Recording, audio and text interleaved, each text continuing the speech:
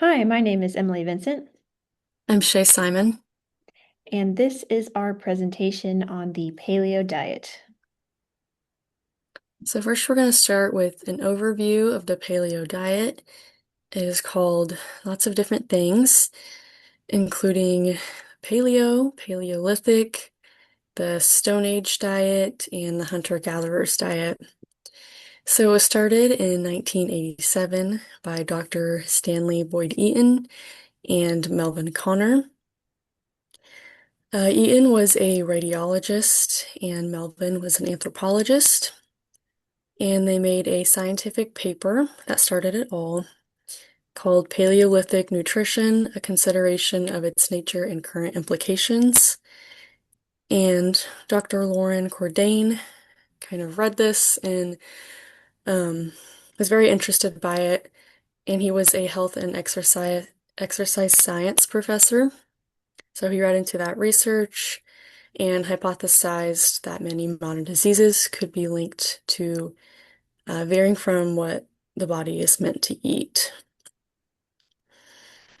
So he published a book in 2002 that increased the popularity, along with 500 more peer-reviewed research papers that increased the popularity of the paleo diet.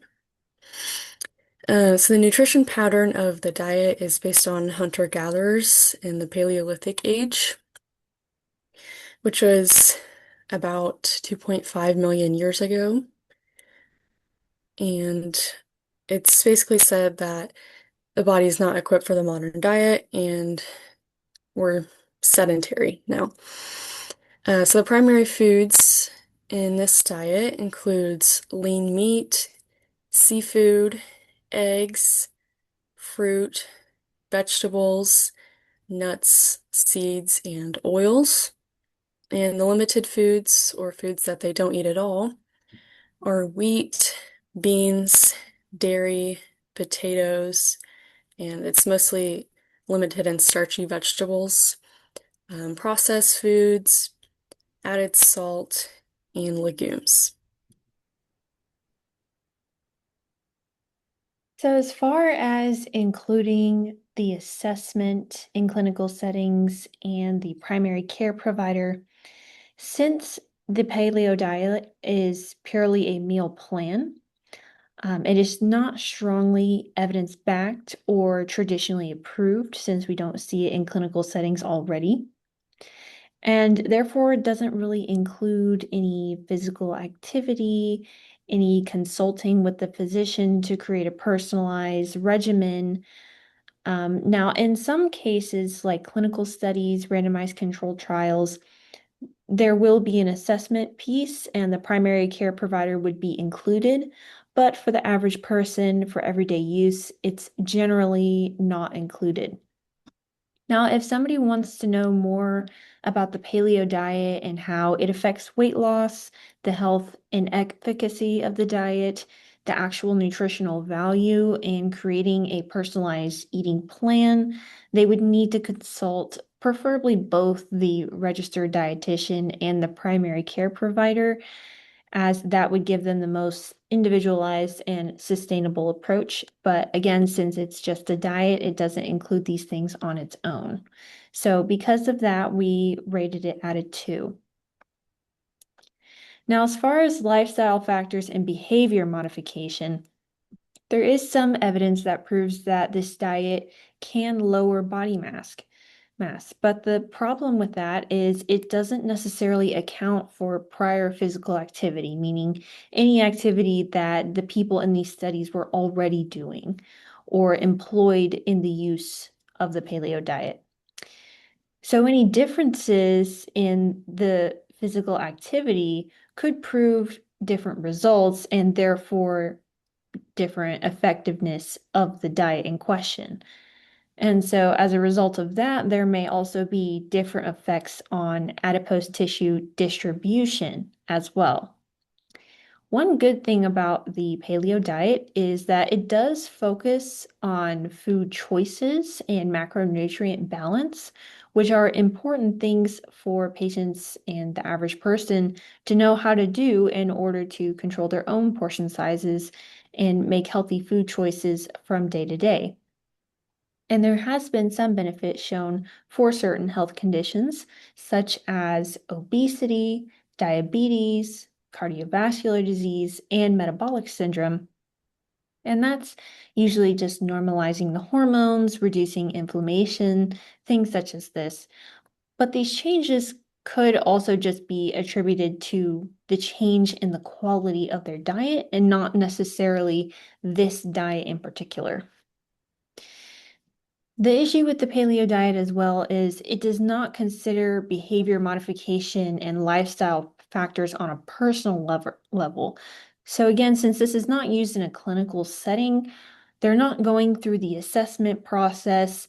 They're not being asked what their lifestyle factors are and necessarily to change any behaviors they're currently struggling with or are contributing to an unhealthy lifestyle. And so we're not really seeing any change in behavior purely from the diet. Now, does the diet show any improvements at all?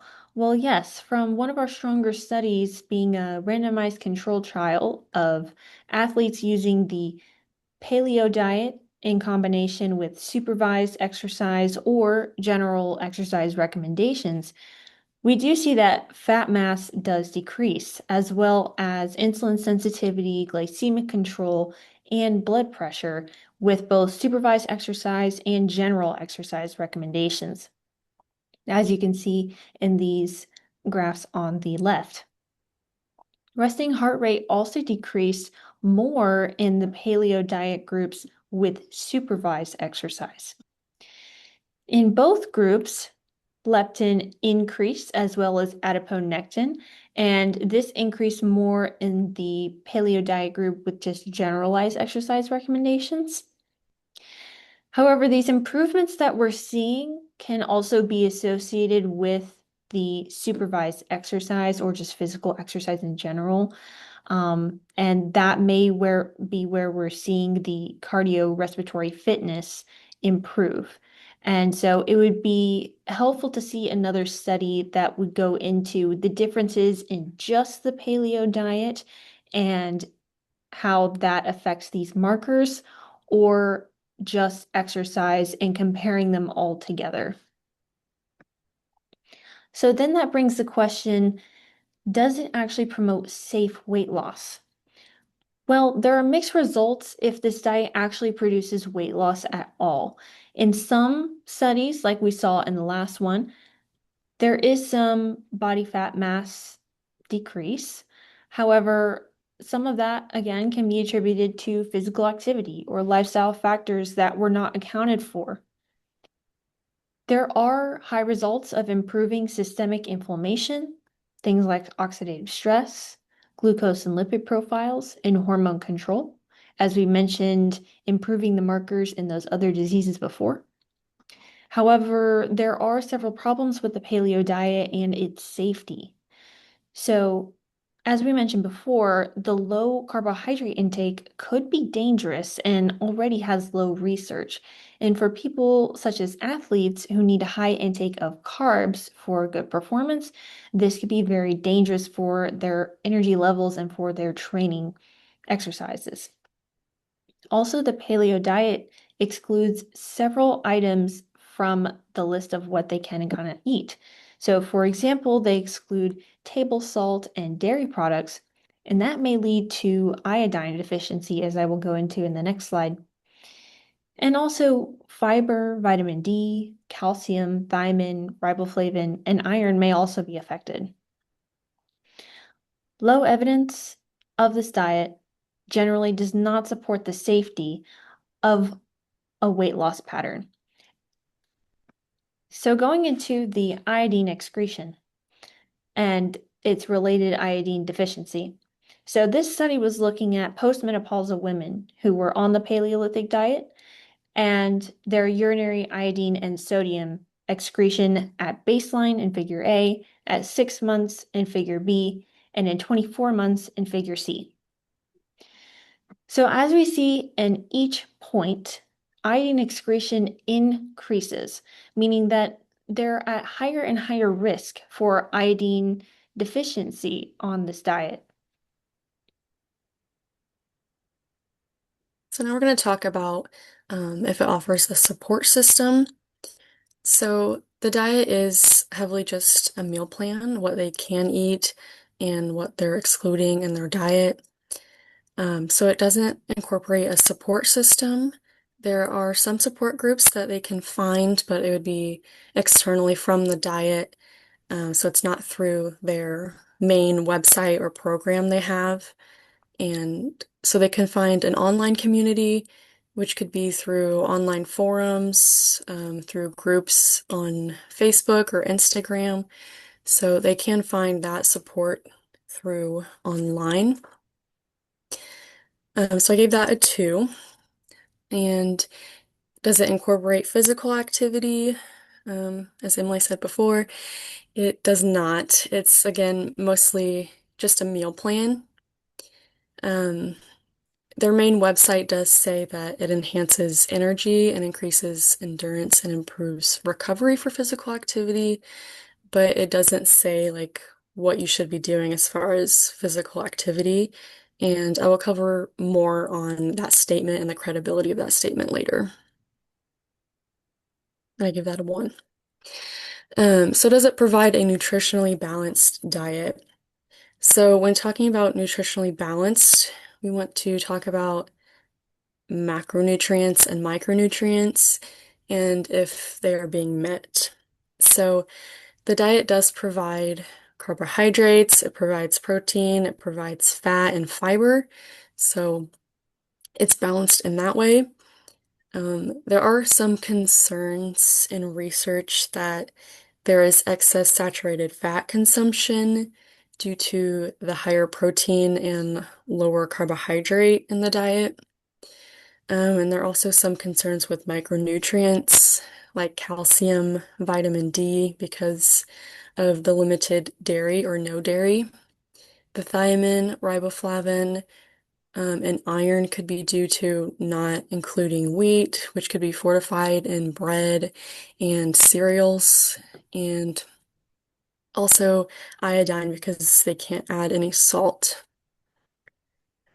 So I gave that a 4 because it is meeting most of their macronutrients and micronutrients. As far as the micronutrients, some of these can be in fruits and vegetables, but it's just not in those fortified things or dairy or other things they could add to their diet. So I gave that a 4. For incorporates feedback, the diet doesn't incorporate any feedback. It's mostly, again, what you can eat, what you can't eat.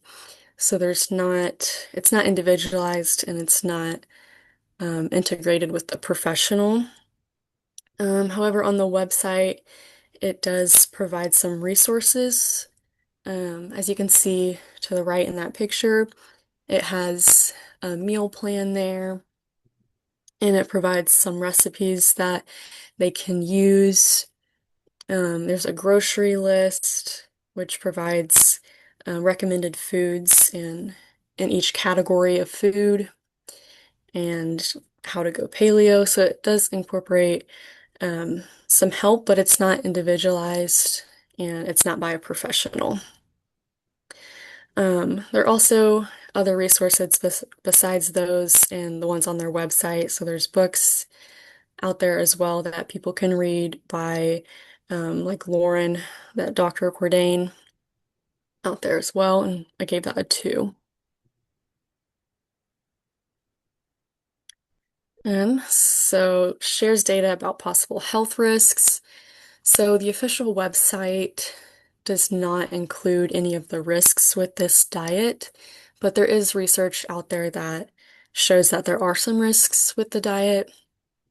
One study I looked into concluded that the paleo diet was low in carbohydrate, high in protein, cholesterol, and polyunsaturated fat. One of the reasons for the low carbohydrate is because the only food that they're really given for that is fruits. And as you can see in the picture over there, um, it's comparing the paleo diet with the Mediterranean diet. and the southeastern Atlantic diet, and then also the Spanish dietary guidelines. And you can see in the kind of medium blue that the carbohydrate is a lot lower in the paleo diet compared with all of the other diets, and the protein is relatively higher as well.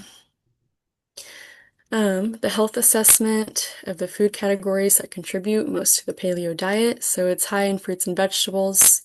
These were associated with a lower risk of cardiovascular disease, type 2 diabetes, colorectal cancer, obesity, and stroke. But the opposite result can be observed for increased consumption of red meat. But most studies suggest overall that it does provide benefits and prevention for several health outcomes, like the ones I mentioned, including the metabolic syndrome, type 2 diabetes, overweight, obesity, and cardiovascular diseases, and also cancer. So the credibility of claims. So some of these claims are, well, all of them are on their official website. That claims it improves health and it enhances performance. So for improves health, it does incorporate a lot of whole foods, which is what we always advocate for. So that can definitely help improve health for sure. Although it does exclude some micronutrients, so that would not be good for improving health, but when including those fruits and vegetables, it can not have as much deficiencies for those. And also low carbohydrate, that could be a risk, but it also could improve health. Um, for enhancing performance, it is high in protein, so that is good for recovery and building muscles after physical activity. But before physical activity, you want to make sure that you're fueling yourself with carbohydrate, and this diet is low in carbohydrate, so that can be difficult um, for activity. So you want to make sure that you're fueling yourself, so it would have to be with the fruit. All right, and finally, here is our summary table of the evaluation checklist. So for the inclusion of the primary care provider, we put that at a 2, including nutritional, physical, and psychosocial assessment. That was also a 2. Considering lifestyle factors and incorporating behavior modification strategies, those were both at a 3. Promoting manageable and safe weight loss pattern, we put at a 2, as well as offers a support system. Incorporating physical activity, we put at a 1. Providing a nutritionally balanced diet, we put at a 4 due to its inclusion of the whole foods and fruits and vegetables. Sharing data about possible health risks, we put at a 3. And incorporating feedback, we put at a 2. So all in all, this puts the total score at about 24 points out of 50 total possible points, which puts it at 48%. So overall, what do we think of this diet? Well, due to its overall score being low at a 48% for effectiveness and safety, we generally don't recommend this for weight loss for multiple reasons that we mentioned before. So firstly, the low evidence backing, the risk for deficiencies and overeating in the protein and fat categories, and the diet is just lacking in multiple areas, including the assessment piece, sharing health risk data, offering a support system, incorporating physical activity and feedback, and actually doing the counseling process so that there's behavior modification, it's sustainable, you can actually see results with a weight loss program. And those are the things we really want to be looking for in a weight loss regimen or just a general health changing regimen. And so because of that, individuals can use this at their own risk. It does have some benefits, as we said before, but it's always important to have a very well-rounded diet always consult with the RDN and your primary care provider whenever possible to go over big changes in your diet and your physical activity. And overall, just for the efficacy and safety of this diet, more research really needs to be done for this diet to fully understand its effects on patients and how we can actually use this in a clinical setting. Here are our references that we use for this project, and thank you very much for listening. Thank you.